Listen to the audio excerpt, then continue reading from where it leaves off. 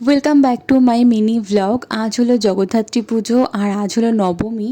আমার নিমন্ত্রণ রয়েছে আজকে জিদ্দার বাড়িতে, তো সকাল থেকে রাত অবধি আজকে ওখানেই সব কিছু।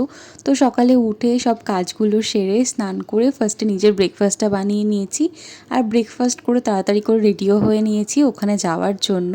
তো পৌঁছেই দেখলাম পুজো, সপ্তমী অষ্টমী পুজো শেষ হয়ে গেছে, নবমী পুজোটাই শুধু বাকি আছে।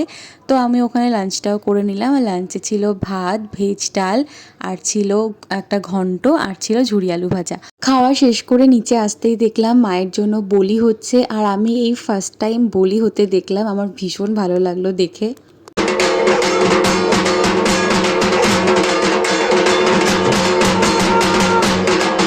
ওখানে নবমী পুজো শেষ হয়ে যাওয়ার পর আমি বাড়ি চলে এসেছি সন্ধ্যার দিকে। তারপর রেডি হয়ে নিয়েছি, যেহেতু সন্ধ্যাবেলায় আমরা সবাই শাড়ি পরে যাওয়ার প্ল্যান করেছিলাম।